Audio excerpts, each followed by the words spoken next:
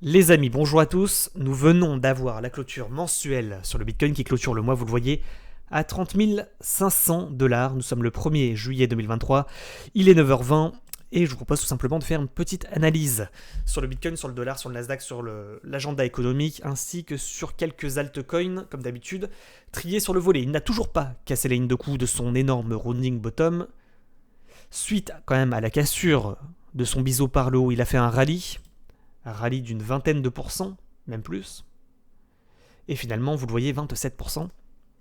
Belle clôture la semaine dernière, et cette semaine risque de se clôturer sur un chandelier d'hésitation en doji. C'est ce qui est en train de se passer, donc c'est-à-dire qu'on ne retrace pas la hausse, on ne poursuit pas la hausse non plus, et finalement, on est sur une semaine plutôt neutre de siphonnage de stop entre les 29 600 dollars et les 31 400 dollars. Siphonnage de stop dans les deux sens, sans réelle prise de décision de reprise de baisse ou de continuation de la hausse. Vous le voyez sur cette image, pas de cassure non plus de ligne de coup de rounding bottom. On est sur ligne de coup toujours, hein. On hésite sous la résistance, sous la ligne de coup du rounding, ou tasse avec anse, sans finalement casser la ligne de coup de ce rounding pour poursuivre la hausse et aller chercher l'objectif final aux environs, on le répète, des 38 000, 40 000 dollars. Au niveau des tracés chartistes, toujours effectivement cette trend descendante que l'on n'a toujours pas cassée par le haut. C'est un point pivot, hein, vous l'avez compris, potentiellement, soit on la casse pour aller chercher le haut de la structure en biseau d'élargissement ascendant, soit on ne la casse pas, on se fait rejeter, et l'objectif sera probablement d'aller chercher une deuxième anse, potentiellement pour mieux casser ce rounding par le haut, ce qui nous enverrait potentiellement aux environs des 28 000 dollars. Également, peut-être une visibilité un peu plus court-termiste en vue journée. Tac. Donc, cassure du biseau par le haut, explosion à la hausse, latéralisation du cours. Et finalement, cette structure dont on avait parlé dans la dernière vidéo YouTube, je vous invite bien entendu à aller la voir. Vous voyez, 31 100, rejet, on dip, on va chercher la zone qui se situe aux environs des 29 500 pour prise d'élan et rebondir, revenir en milieu de range. Finalement, c'est ce que l'on avait vu en 2021 quand on avait analysé la structure qu'il avait réalisée. C'est exactement ce qui s'est passé. Vous le voyez. Tac, avec effectivement un rejet, faut le dire, à 31 100 dollars. Donc en fait, finalement, on résume, pour info, ce qui s'est passé. C'est important de regarder ce qui s'est passé. D'ailleurs, n'oublie pas de liker la vidéo, de vous abonner et de mettre également un petit commentaire. Donc, trendline ascendante. On vient chercher la trend. On attend. On rebondit dessus. On rebondit encore dessus. On tente la cassure avec une montée lente. Lente et fastidieuse qui commençait à montrer que finalement, on n'allait pas réussir à la casser finalement. Casser la ligne de coup du rounding. C'était trop lent, ça laissait trop le temps aux particuliers d'acheter. Et effectivement, ils se sont pris une carotte. Donc, rejet à 31 100. Retombée sur trendline. On en avait parlé. Deux trendlines d'ailleurs. Pour ensuite, vous voyez, rallye, mèche. Retracer la baisse. Et finalement, on va résumer. Fin de cassure. Dump de 5%. Reprise de hausse de 3,5. Donc, statu quo, on est en plein milieu du range. C'est-à-dire que, on va résumer, il y a eu une annonce sur les ETF, comme quoi c'était pas valide, etc. Bon, ça a fait dump le cours. En réalité, moi je pense quand même globalement que c'était une news à la con, tout simplement, pour aller vous chercher vos stop-loss, pour mettre une carotte à tous ceux qui avaient mis des stops, tous ceux qui ont vendu en panique, pour finalement revenir au point de départ et siphonner finalement la liquidité. Et finalement, qu'est-ce qu'on voit ? On voit que tout ça c'était que bullshit, c'était des conneries, pour finalement revenir dans le range, tout simplement. Tac, range, bas de range, haut de range, milieu de range, tendance latérale qui se maintient, c'est tout. Il n'y a rien à dire. En vue 4 heures, en vue journée, on est toujours dans un putain de range. Il faut le dire, il faut utiliser les termes entre 29 900 dollars, et vous le voyez ici, les 31 100 dollars. C'est tout. On est dans un range. Tendance latérale. Avec, effectivement, pour ceux qui font du trading intraday, des feintes. Feinte contre feinte à la hausse, à la baisse, au centre et au travers. Un range de 4%. 4%, maintenant, il faut le dire, au niveau du range, ce niveau, on en a déjà parlé, est un bon niveau pour tenter des reloads, pour tenter des buy the dip. Ceci n'est pas un conseil en investissement. C'est-à-dire que si on devait, par exemple ici, retomber en bas de range, ce serait pas forcément le meilleur niveau d'acheter ici, mais finalement d'attendre qu'on dit plus profondément ici, pour prise d'élan et aller chercher le haut de range. Enfin, c'est ce qu'il a fait en tous les cas hier. Roger en haut de range, qui était un bon niveau de short pour le coup, pour finalement retomber sur la traîne descendante. Il y en a qui ont réussi à acheter ici, j'en fais partie. Vous l'avez vu hier pour ceux qui étaient en live Twitch. Sur le live Twitch, aux environs des 29 700, 29 800. Et est-ce que ça va tenir? Je sais pas. C'est pas impossible qu'on retombe en bas de range pour faire un double bottom, aller rechercher les hauts de range, et ainsi de suite, finalement. Rester globalement en tendance latérale. Au niveau de la vue plus court terme, encore en vue 1 heure, vous l'avez compris, on est en week-end. Les marchés sont à l'arrêt. Et le Bitcoin rentre en tendance latérale, comme d'habitude. Au niveau de la tendance latérale, on voit que, effectivement, en vue 1 heure, petit range de compression ici. Si on le casse par le bas, boum, on retombera en toute logique en bas de range. Qui a un bon niveau pour tenter, effectivement, un petit achat, pourquoi pas. Et pour les plus gourmands, aller chercher la traîne dont on a parlé. Si on devait, par contre, pourrait feinter la question du bas de range, repump à l'opposé, aller rechercher le haut de range également, à 31 100 dollars. Vous l'avez compris, nous sommes en trading range. Voilà ce qu'il faut retenir, tout simplement. Pas de réelle décision de continuation de la hausse, ni de reprise de baisse. Tendance latérale sur le Bitcoin en vue 4 heures et également en vue journée, sous la ligne de coup du rounding. Au niveau de l'agenda économique, la semaine prochaine, le 3 juillet, indice PMI à 16h, le mardi 4 juillet, petite décision politique monétaire qui pourrait tomber à 6h30, pas forcément très important je pense. Là par contre le 5 juillet, mercredi, minute de la Fed, compte rendu de la dernière réunion FOMC. Donc ça vous le savez, c'est l'annonce qu'on attend. C'est la prise de parole potentiellement de Powell à 20h. Donc vous l'avez compris, ça va se jouer à mon avis le 5 juillet. 5 juillet à 20h, on se donne rendez-vous sur Twitch, comme d'habitude. Vous avez le lien en description si vous voulez nous rejoindre. On lancera le live à partir de 19h30. On répète, ce mercredi 5 juillet à 19h30. Et je vous rappelle également que vous pouvez retrouver dans la description l'ensemble de mes vidéos formation. Si vous ne les avez pas déjà vues, allez les voir. Elles sont dans la description encore une fois. Au niveau de l'agenda économique, voilà, le 6 juillet, je vous laisse lire, et le 7 juillet, mais ça c'est secondaire selon moi, même si effectivement on le voit, 6 juillet, 14h30, 16h, ce jeudi il y a des annonces importantes, notamment le rapport Joltes à 16h, je remarque, c'est une annonce importante également, et ensuite le 7 juillet, pas forcément très important. Donc on résume, au niveau de l'agenda, le 5 juillet, mercredi 20h, premier point, deuxième point, le jeudi à 14h30 et à 16h, surtout à 16h, où effectivement on a des annonces importantes qui pourraient faire bouger les cours. Au niveau du dollar, on a les clôtures mensuelles, même trimestrielles, même semestrielles sur les marchés.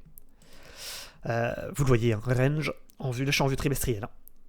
Haut de range, bas de range, canal ascendant long terme.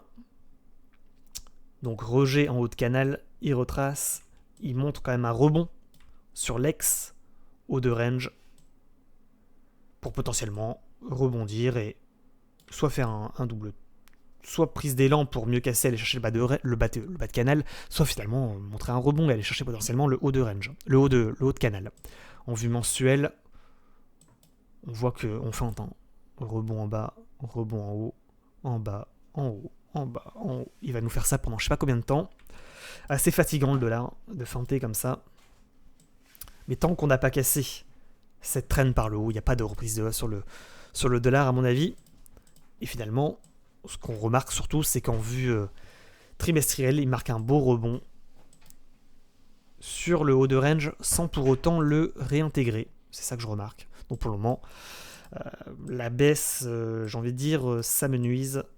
Et on a un dollar qui tient bien son support à 100 points, 100.8, voire ici potentiellement les 102 points.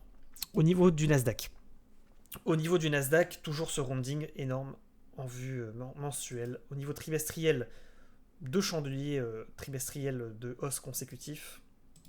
Semestriel, un énorme chandelier de rallye haussier, clôture parfaite. Donc ça a été 6 mois de hausse sur les marchés financiers, de manière générale, sauf pour le dollar bien entendu, qui lui a été impacté. Au niveau de chartiste, on le voit toujours, cette ligne de coup de rounding avec niveau à 15 300 points. Pas de cassure confirmée pour le moment. Peut-être qu'il pourrait y avoir une anse, bien entendu. Se faire rejeter pour aller chercher une anse, tasse avec anse. Néanmoins, pour le moment, pas de rejet à 15 300. Il y a un objectif final qui correspond au dernier plus haut. ATH, plus haut historique à 16 750 points sur le Nasdaq. Bon, on est sur un niveau de résistance, on le voit. Mais même si on devait faire une anse ici, se faire rejeter, potentiellement, il le ferait en 2 temps. Je pense qu'à terme, on ira chercher le dernier plus haut sur le Nasdaq. Donc attention quand même à cet agenda économique. Ce mercredi 5 juillet 20h, effectivement sur le Nasdaq, ça pourrait prendre une décision peut-être de rejet, de fin de cassure, rejet, boom, dump, et ça pourrait entraîner bien entendu le Bitcoin. Au niveau des altcoins, bon, globalement ils suivent le Bitcoin. On a un Ethereum qui a montré un rebond sur support descendant, qui a pris 14%, et qui est revenu chercher sa résistance, sans pour autant malheureusement la breakout. Donc rejet à 1950 $ sur Ethereum. Carotte, encore une fois. Et on voit que si on devait la casser, objectif, résistance ascendante et dernier plus haut ici, aux environs des 2130 $. Et si on casse ce niveau, résistance ascendante suivante, aux environs des 2400 $. Si par contre on se fait rejeter, ce qui a l'air de se préparer là quand même, on pourrait retomber sur la traîne à 1700 $. BNB, rebond en bas de range. Pour le moment, ce support tient bien, sans pour autant réussir à casser ce niveau de support qui devient résistance, aux environs des 245 $. XRP, trendline ascendante qui tient bien. Dog, support qui tient bien sans pour autant réintégrer. C'est comme sur BNB. Vous voyez, support, dernier point bas, il revient chercher la résistance, il n'arrive pas à la réintégrer. C'est pareil sur le Dog. Dogcoin, rebond ici, dernier plus bas, il revient chercher le bas de range, il n'arrive pas à le réintégrer. D'ailleurs, résistance descendante. ADA Cardano, rebond en bas de range. Peut-être que ce bas de structure, c'est pareil. On a la même structure. Matic un peu moyen. On a bien entendu un support qui devient résistance ici, qui a également pas été réintégré. Rebond sur support descendant, qui est un bon niveau pour tenter potentiellement des buy the dip. Ensuite, le DOT. Rebond en bas de range. Il revient chercher la résistance. Dernier plus bas. Mèche, dernier plus bas. Il revient à 5.26 avec une belle force acheteuse pour tenter la cassure et aller rechercher la traîne descendante aux environs des 5,87. TRX, beau rebond, TRX solide. Solide sur ses appuis, TRX qui effectivement ne reprend pas la baisse et montre un beau chandelier, 2 semaines consécutives de hausse. SHIB, c'est comme ADA, c'est comme BNB, c'est comme tout le reste, vous le voyez sur votre écran. LTC également, beau rebond en bas de range. Il va rechercher le haut de range, attention quand même. Pourquoi je dis attention? Parce qu'on arrive sur résistance ascendante, niveau de revente à 114 $ sur LTC. Bien joué à tous ceux qui ont fait du profit sur LTC. Beau move quand même. Sur NIR Protocol, tendance feinte à la hausse. Il a feinté la hausse, il revient dans le range. C'est moyen. XTZ, canal descendant. Rebond en bas de canal descendant. Il revient chercher la résistance. Ok. Chiliz, énorme triangle de compression, on le dit. Rebond en bas de triangle. Il n'arrive pas à réintégrer la résistance pour le moment. Et niveau intéressant, j'ai envie de dire, sur la dernière clôture, aux environs des 0,066. Nexo, également triangle de compression. Pas de cassure par le haut, pas de signal d'achat, mais belle compression de cours et un niveau à surveiller à 0,67. Le Sand, beau rebond sur le dernier plus bas, cassure pullback, support descendant, c'est un peu comme NIR Protocol, hein. Pas de rallye haussier néanmoins. ACM, également triangle de compression, casse par le haut légèrement, c'est moyen. Le Zcash en rebond sur support descendant, qui était finalement le bon niveau d'achat, encore une fois. Ici, rallye sur 2 semaines de 50%, pour effectivement aller rechercher un V-bottom. Ligne de coup à 34,6. Bien joué à ceux qui l'ont acheté sur le support descendant, le Zcash. C'est un peu tard maintenant, après 50%. Il est maintenant en train de tenter la cassure du biseau par le haut. Le AAVE, rebond sur support descendant. Rallye de 44%. Retour sur haut de canal. Et résistance horizontale ici, aux environs des 71 $. Donc beau profit également sur... beau move hein, sur AAVE. APE, rebond en bas de canal, il latéralise, un peu comme BNB, comme le NIR Protocol. Le Tornado Cash, rebond en bas de range, il revient rechercher, il le fait en 2 temps à 3,28. Le WNXM, rounding bottom, latéralisation de cours, résistance à 30,6, qui n'a toujours pas été cassée pour le moment. CRV, résistance descendante, peut-être même canal descendant comme ça. Et finalement, ouais, on n'arrive pas à casser la résistance descendante pour le moment. Malgré tout, il arrive à rebondir, on le voit sur ces points là, sur le point bas. Tac, tac, tac. Il revient rechercher également sa résistance. Ici. CRV, c'était plutôt intéressant, mais je pense qu'on a un petit peu loupé le move. Niveau de résistance à 0,8 maintenant. Chainlink. Fin de cassure du bas de range, réintégration, il revient rechercher une résistance. Bon, de manière générale, les alts, c'est un peu moyen. Mais on voit quand même des rebonds. Hein. Si on devait résumer, à chaque fois sur les derniers plus bas ici, ils ne se sont pas écroulés. Donc ça, c'est plutôt intéressant. Le EGLD, résistance descendante. Il a fait un peu comme Chainlink. Hein. Fin de cassure, il réintègre, il revient chercher le support, il revient chercher la résistance, sans pour autant reprendre la hausse. Ethereum classique, bas de range, haut de range, rebond en bas de range, et vient rechercher le haut de range. Niveau de revente, encore une fois, sur Ethereum classique, aux environs des 23-24. Après, on dit niveau de revente, mais le BCH a fait l'inverse. Hein. Il était sur le haut de range, il a breakout par le haut, il a pump to the moon directement. XLM, c'est pareil que sur Ethereum classique et tout le reste. Rebond en bas de range et revient chercher le haut de range. Donc finalement, on résume, hein, le bas de range était le bon niveau d'achat. Le VeChain, pareil, tac dernier plus bas. Cassure de résistance descendante, ici. Et il va rechercher potentiellement le haut de range, hein, tout simplement. Le Solana, un peu plus brouillon le Solana. Hein. Il a fini, c'est un peu comme Chainlink, cassure de support, il revient chercher le support. Et XMR, Monero, tendance latérale, on le voit. Bas de range, haut de range, il revient chercher le haut de range.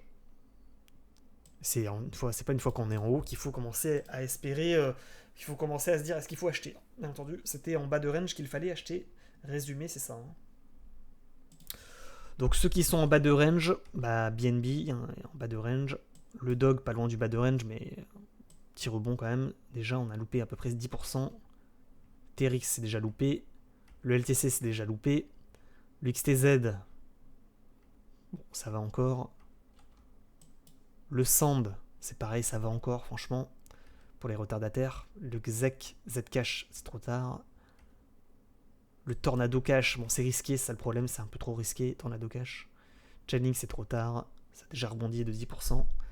Le Atom, pas trop loin du support. De manière générale, on est plutôt sur des niveaux de revente, hein, quand même. Ah, quoique là, le Cake, Support descendant, plutôt intéressant le cake. Hein. Franchement, c'est peut-être le moins moche de tous. Enfin, je veux dire, il a pas rallye par le haut. C'est le plus moche de tous, mais c'est celui qui a le qui est pas encore parti, quoi. Et puis en support descendant, c'est toujours intéressant d'essayer de le prendre aux environs des 1.34. Ceci n'est pas un conseil en investissement.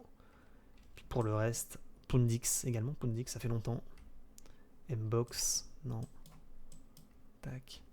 On retrouve globalement les mêmes structures. Hein. De feinte par le haut, on re-rallye, on pullback.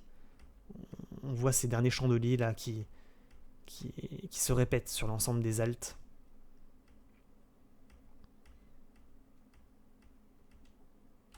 ARDR, attendez, c'est quoi ça? Quelle était cette structure là? Le LDO. Rebond sur bas de triangle, il revient rechercher le haut de triangle. Ouais. Et FLM, oulala, qu'est-ce qu'il nous a fait FLM? Cassure de 230%, retracement complet pour retomber. Ça c'est... Ouais. C'est salaud, hein. Ouais. Bon les amis, je pense qu'on va s'arrêter là. Hein. Marché un peu moyen. On clôture la vidéo sur le Bitcoin qui est en tendance latérale et on va résumer. Hein. On va résumer, c'est le Bitcoin redump ici pour aller chercher son bas de range, voir ici le bas de la structure. Tout repartira dans le rouge instantanément.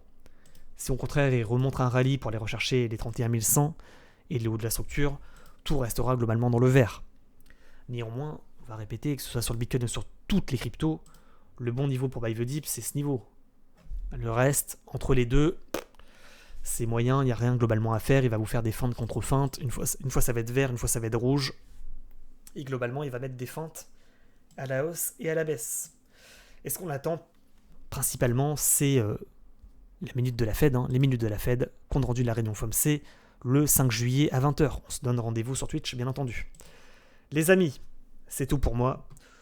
Je vous souhaite un excellent week-end. J'espère ne pas avoir été trop ennuyeux, mais le marché est ennuyeux de manière générale. Donc, j'ai envie de dire, je ne fais que lire ce que le marché nous montre, hein, tout simplement. C'est assez ennuyeux, ça fait 1 semaine et demie qu'on est en tendance latérale. Effectivement, il y a des décollages de fusées, mais pour mieux retomber, il n'y a rien à dire de particulier. Bon week-end à tous et à très bientôt sur YouTube et sur Twitch. Rejoignez-nous sur Twitch, vous avez le lien en description bien entendu. Ciao ciao.